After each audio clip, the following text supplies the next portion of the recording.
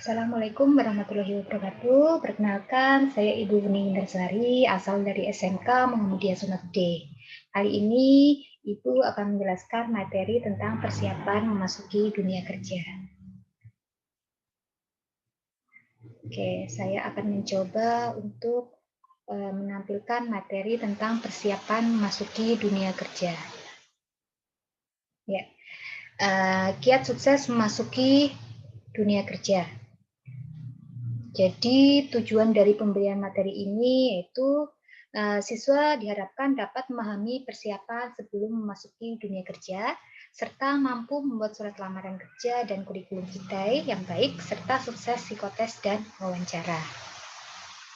Ya, untuk persepsi, memang saat ini di Indonesia jumlah lapangan kerja industri terbilang minim jumlahnya, sementara jumlah angkatan kerja pengangguran jauh lebih banyak.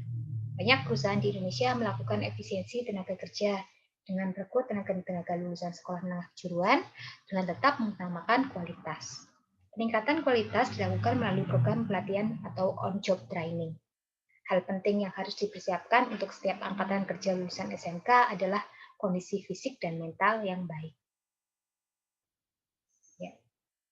Di sini ada materi tentang panduan memasuki dunia kerja. Jadi dijelaskan ada faktor penyebab kesulitan untuk mendapatkan pekerjaan. Itu ada 2 faktor. Yang pertama adalah faktor internal atau faktor yang berasal dari dalam diri. Ya, untuk yang pertama itu adalah sikap dan mental atau attitude. Salah satunya sikap atau mental yang sekiranya susah untuk mendapatkan pekerjaan, misalkan kurangnya disiplin, atau mungkin daya juang yang rendah, atau mungkin kurang adanya tanggung jawab, di mana hal tersebut harus kita pupuk mulai dari lingkungan keluarga. Makanya ketika kita sudah siap untuk memasuki dunia kerja, hal tersebut harus sudah berada dalam diri kita sendiri. Jadi memang kita tidak akan kesulitan ketika harus melamar pekerjaan. Yang kedua adalah keahlian atau skill ya. Jadi memang skill ini bisa didapat dari pendidikan formal maupun pendidikan non formal. Kalau dari pendidikan formal itu memang salah satunya yaitu dengan kita mengikuti sekolah ya, khususnya SMK, karena memang bedanya SMK dengan SMA itu salah satunya yaitu SMK itu lebih mengutamakan praktek, di mana nanti skill kita akan lebih terasah tentunya gitu ya. Jadi memang untuk misalkan jurusan teknik bisnis sepeda motor, memang kita untuk SMK prakteknya diajari bagaimana cara mengetahui seluk-beluk di dalam suatu sepeda motor, atau mungkin cara merancang, merakit, dan yang lain. Kalau mungkin jurusan bisnis daring pemasaran, memang diajarkan untuk praktek bagaimana cara memasarkan suatu barang. Itu seperti itu. Makanya diharapkan nanti lulusan SMK sudah siap untuk memasuki dunia kerja karena memang sudah dibekali oleh skill. Kalau untuk yang pendidikan secara non formal ya itu bisa didapatkan dengan kursus ya. Misalkan nanti setelah lulus kita mengikuti untuk yang perempuan kursus menjahit, atau mungkin kursus tata boga atau kursus rias pengantin, itu bisa didapat skill dari kursus. Untuk yang laki-laki mungkin bisa kursus menggambar, desain, atau mungkin kursus komputer atau kursus menyetir mobil dan yang lain. Itu yang bisa didapat dari pendidikan non formal. Terus yang kedua adalah faktor eksternal atau faktor yang berasal dari luar. Yang pertama, kondisi ekonomi makro dan mikro, di mana memang di Indonesia itu kondisi ekonominya belum stabil. Jadi memang antara lulusan dengan ketersediaan lapangan kerjanya itu memang belum seimbang. Makanya diharapkan ya khususnya untuk lulusan SMK itu sudah siap baik mental maupun fisiknya untuk memasuki dunia kerja. Yang kedua yaitu kesenjangan antara ketersediaan lapangan kerja dengan jumlah tenaga kerja. Bisa dibayangkan lulusan SMK ya dalam satu sekolah itu bisa mencapai ratusan gitu. Sedangkan jumlah lapangan kerja yang tersedia itu tidak mungkin bisa menampung semua lulusan dari SMK, SMA dan yang lain. Makanya ini yang perlu menjadi perhatian dari pemerintah. Mungkin selain memasuki dunia kerja mereka bisa dipersiapkan untuk kursus atau yang lain. Terus yang ketiga, perusahaan pencari kerja menetapkan persyaratan yang lebih tinggi. Ya, jadi memang ada perusahaan yang memang syaratnya itu susah untuk dipenuhi oleh calon pelamar kerja. Salah satunya mungkin syarat raport yang harus minimal rata-ratanya 8, atau mungkin IPK yang harus rata-ratanya 3, seperti itu. Atau mungkin tinggi badan, itu juga sangat menjadi patokan yang agak susah untuk pencari kerja mencari pekerjaan. Terus yang keempat, ketidakcocokan spesifikasi keahlian antara peminatan dunia kerja dengan lulusan lembaga pendidikan, gitu ya. Jadi memang ketersediaan lapangan pekerjaan itu banyak yang tidak sesuai dengan lulusan dari siswa SMK, khususnya memang yang jurusan misalkan perbankan atau mungkin yang jurusan BDP, pemasaran, sedangkan lapangan yang tersedia mungkin di bagian yang tidak sesuai dengan keahlian mereka. Itu yang mungkin menyebabkan susahnya mereka untuk mendapatkan pekerjaan. Terus yang kelima, kompetisi antar pelamar kerja yang tidak sehat ya. Ini mungkin kalau zaman sekarang memang banyak dipengaruhi oleh faktor KKN gitu ya. Jadi memang pelamar yang diterima biasanya kebanyakan yang memang yang dekat dengan pemilik perusahaan atau mungkin yang kenal dengan orang situ, orang dalam, itu juga mempengaruhi kesulitan mereka untuk mendapatkan pekerjaan. Yang terakhir, yang keenam, kurangnya kepedulian pihak perusahaan dan industri untuk membantu pencari kerja. Jadi memang tidak dipermudah untuk syaratnya, tapi memang dipersulit. Nah, ini yang menjadi kendala mereka untuk bisa dengan mudah mendapatkan kerja yang mereka inginkan. Ya, terus persiapan sebelum memasuki dunia kerja. Yang pertama yaitu mencari sumber lowongan pekerjaan, sumber informasi lowongan pekerjaan. Jadi memang untuk mendapatkan informasi lowongan pekerjaan bisa misalkan pertama dengan memanfaatkan bursa kerja khusus ya. Memang untuk di SMK khususnya memang sudah disediakan BKK yang dimana mereka itu nanti bisa dengan gampangnya mencari kerja karena memang untuk lowongan pekerjaan sudah dipersiapkan khusus oleh BKK.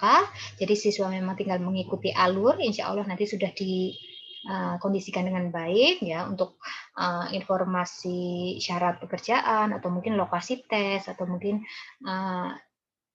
tes wawancara, mereka didampingi oleh sekolah. Memang kalau BKK ini memang sangat memudahkan siswa sekali untuk mendapatkan pekerjaan. Terus juga selain BKK mungkin ada bursa kerja pemerintah ya. Jadi ada informasi di kantor-kantor pemerintahan yang memang menyediakan info loker gitu ya. Jadi mungkin siswa bisa kalau misalkan jurusan sekretaris misalkan bisa mencari informasi di mungkin di kantor-kantor pemerintah misalkan mungkin di dinas pendidikan untuk bagian yang sekretaris itu biasanya dicatat info loker atau mungkin di kantor pos mungkin juga ada kantor pos biasanya di situ menyediakan info-info loker yang dipasang di mading loker. Terus yang kedua yaitu harus aktif dan selektif ya. Jadi memang kitanya yang harus aktif dalam mencari pekerjaan. Yang pertama memang kita bisa mencari pekerjaan lewat media massa. Bisa melalui media cetak maupun media elektronik. Jadi misalkan ada di koran, majalah, tabloid, radio, televisi, dan yang lain-lain. Itu sudah sangat gampang sekali misalkan kita ingin mencari lowongan pekerjaan. Yang kedua lewat internet ya. Jadi bisa untuk siswa itu mencari lowongan pekerjaan lewat internet ya. Jadi di sini sudah disediakan situs-situs perusahaan yang menyajikan lowongan pekerjaan. Misalkan salah satunya itu Kompas. Jadi siswa bisa mengakses lowongan pekerjaan lewat www.kompas.com. Ini sudah saya sampaikan ada beberapa macam contoh lowongan kerja di internet. Bisa untuk www.karir.com, www.lapangankerja.com, www.nekertan.go.id, www.bursakerja.jateng.com, dan yang lain. Ini salah satu bentuk contoh tampilan web loker ya, itu salah satunya karir.com. Ya, selanjutnya yaitu kriteria lowongan kerja yang benar ya. Jadi memang ini dikhususkan untuk perusahaan yang ingin mencari calon pekerja ya. Jadi memang harus membuka lowongan pekerjaan. Yang pertama mungkin di atasnya ditulis identitas perusahaan ya, biar nanti kita tahu mau melamar kerja di mana. Yang kedua mungkin jumlah jabatan gitu ya. Jadi mungkin operator komputer 2 orang, administrasi perkantoran 5 orang, operator mesin 3 orang, dan yang lain. Terus juga mungkin jumlah tenaga kerja yang diperlukan pada setiap jabatan. Jadi mungkin nanti dijelaskan berapa jumlah loker atau mungkin tenaga kerja yang ingin didapatkan dari lamaran kerja ini. Jadi memang biar calon pekerja itu tahu.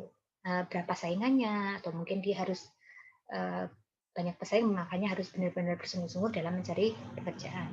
Terus yang keempat, yang penting juga salah satunya yaitu syarat jabatan ya. Mungkin kalau misalkan operator komputer ya syaratannya di sini ada pria wanita usia maksimal 25 tahun, pendidikan minimal SMA atau SMK, atau mungkin harus memiliki kendaraan, SIM C, atau yang paling penting pastinya yaitu memiliki keterampilan di bidang komputer.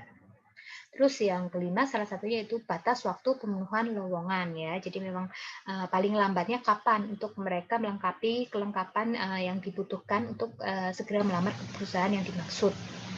Nah, dan yang terakhir itu adalah alamat perusahaan atau pemberi kerja. Jadi memang di bawahnya biasanya ditulis alamatnya di mana. Jadi biar memudahkan calon pelamar kerja untuk mengirim berkas atau mungkin langsung menyampaikan ke perusahaannya tersebut. Oke, lanjut.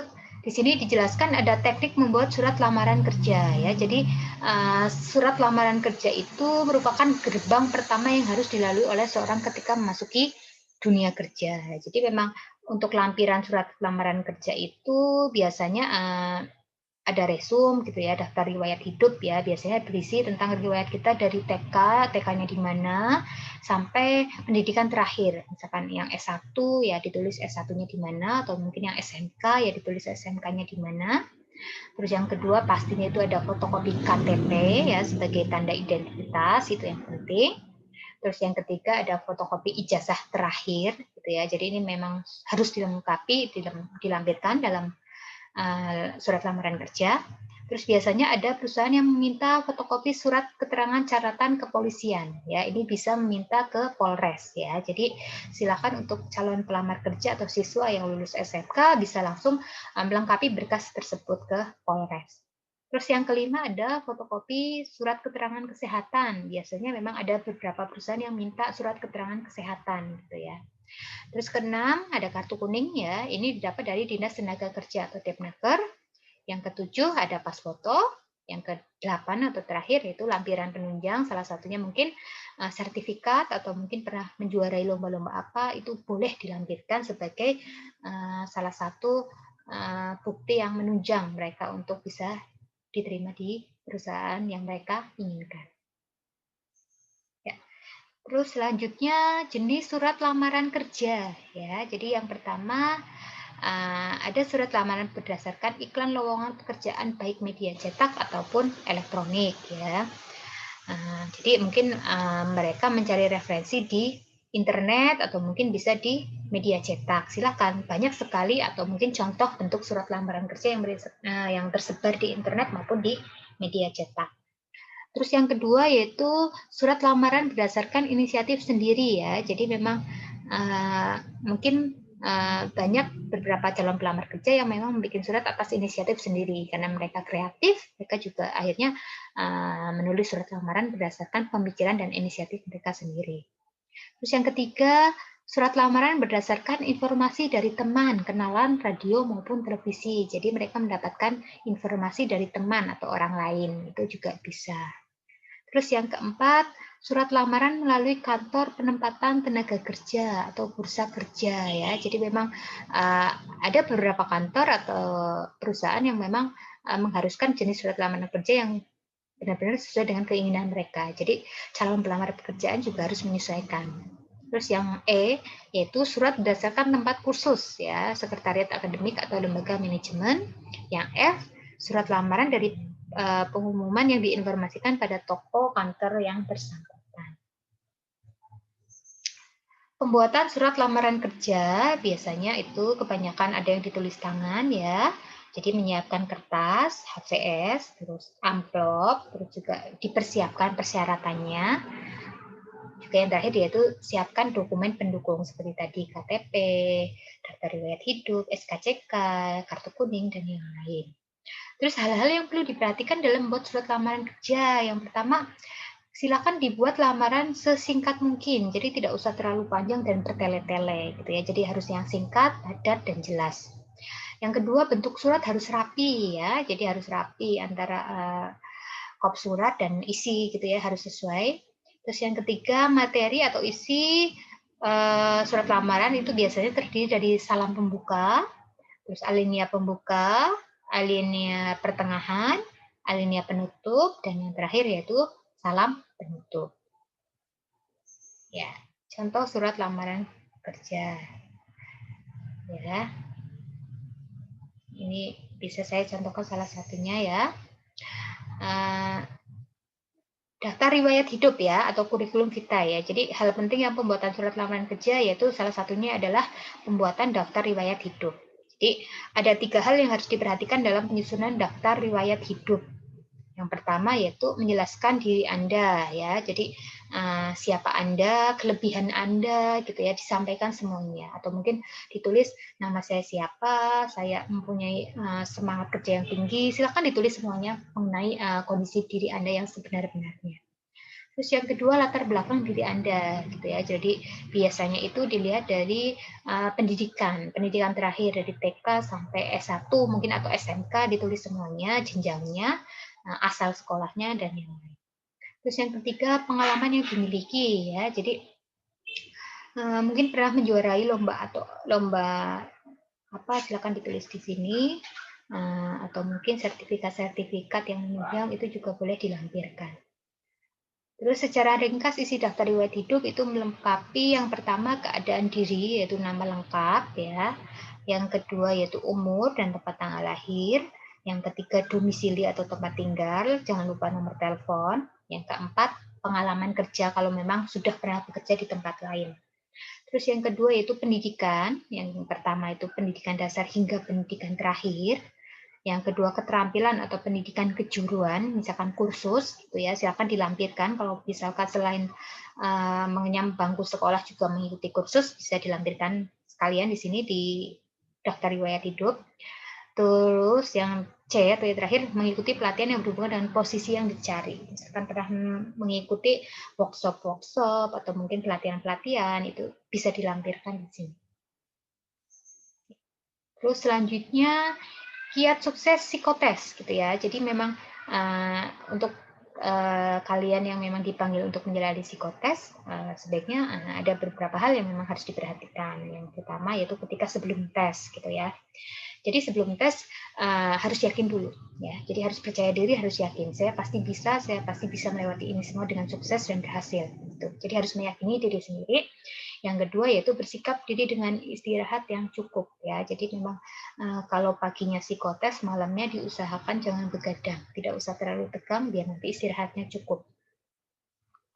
Yang ketiga, pastikan sudah tahu tempat tesnya di mana. Jadi memang ini kalau sudah tahu tempat tesnya, hal-hal yang buruk yang terjadi misalkan terlambat atau apa itu bisa kita atasi gitu ya. Terus yang keempat, baca kembali surat lamaran dan CV Anda gitu ya. Yang kelima, sebaiknya berlatih dengan soal psikotes ya. Jadi berlatih mengerjakan soal psikotes sebelumnya. Yang keenam, diusahakan untuk tiba 10 menit lebih awal. Jadi jangan terlambat. Paling lambat sekali ya 10 menit sebelum psikotes itu dimulai. Yang ketujuh, walaupun tidak diminta, jangan lupa bawa peralatan alat tulis dan membawa jam. Gitu ya. Jadi sediakan alat tulis dan jangan lupa membawa jam untuk mengontrol waktu, manajemen waktunya. Terus yang kedua itu sikap pada saat tes ya. Jadi yang pertama, dengarkan baik-baik setiap ucapan dari pengarahan dari pengawas tes. Yang kedua, isi data identitas diri dengan lengkap ketika tes dimulai. Yang ketiga, jangan enggan untuk bertanya ke pengawas tes. Yang keempat, jangan melihat jawaban orang lain, karena hal itu akan membuat hasil Anda bertentangan dengan kondisi pribadi yang sesungguhnya. Ya, jadi ini dijelaskan ada metode psikotes gitu ya. Yang pertama ada wawancara atau observasi. Jadi memang ini metode dasar yang utama ya. Jadi wawancara ini memang ditunjukkan untuk melihat tentang ide atau wawasan, pengalaman dan sikap minat calon pelamar kerja. Yang kedua ada melalui daftar riwayat hidup ya, digunakan untuk melihat bagaimana gambaran seseorang tentang pengalaman hidupnya. Yang ketiga tes psikologi yaitu ada tes prestatif, tes proyektif dan tes inventory ya. Jadi di sini ada inteligensi, ada tes gambar, juga ada misalkan tes verbal dan yang lain. Terus selanjutnya ada kiat sukses wawancara ya. Yang pertama untuk persiapan, silakan disiapkan segala sesuatunya yang diperlukan pada saat wawancara ya. Jadi hal itu sangat berpengaruh pada saat pelaksanaan wawancara. Yang kedua, pelaksanaan. Yang pertama harus disiapkan, yaitu nggak boleh terlambat atau harus datang tepat waktu. Yang kedua, bersikap sopan saat memasuki ruang wawancara. Yang ketiga, jangan duduk sebelum dipersilahkan. Yang keempat, jangan memberikan referensi negatif mengenai pimpinan. Yang kelima, jangan memperlihatkan sikap Anda yang belum yakin. Yang keenam, dengar dan jawab pertanyaan secara langsung. Ketujuh, jelaskan prestasi yang pernah didapat. Terus yang ke-8, apabila bertanya, ajukan pertanyaan yang positif dan kritis. Serta yang terakhir, jangan lupa mengucapkan terima kasih. Hal yang harus dihindari, salah satunya misalkan datang terlambat. Jadi walaupun hanya beberapa menit, karena ini memang pengalaman pertama kalian ya, kalian harus menunjukkan sikap yang disiplin gitu ya. Jadi jangan datang terlambat. Terus yang kedua, jangan kelihatan kesal atau gundah ya. Jadi harus pede, harus percaya diri. Terus jangan datang ke wawancara tanpa persiapan ya. Selanjutnya jangan berpenampilan seadanya. Jadi kalau berpenampilan ya yang sopan, yang rapi, biasanya baju putih, celana hitam gitu ya, pakai pakai sepatu pantofel dan yang lain. Terus mengajak teman atau keluarga untuk menambah rasa percaya diri. Jadi tidak perlu membawa teman atau keluarga ya, cukup datang sendiri karena itu memang menunjukkan kualitas Anda. Terus selanjutnya mengambil kursi dan duduk sebelum dipersilahkan duduk. Ini juga jangan dilakukan. Meletakkan tas Anda di atas meja pewawancara, membungkuk, menundukkan atau mengadahkan kepala, mempermainkan jari jemari, ya, bertopang dagu, merokok, ya, atau mengulum permen, membuka percakapan, jadi jangan bicara dulu sebelum si pewawancara itu membuka percakapan, memberikan informasi yang tidak relevan, dan terakhir terlalu emosional atau terlalu semangat. Seperti itu. Ya, jadi seperti itu. Semoga sukses dan dapat meraih cita-cita yang diinginkan. Ya.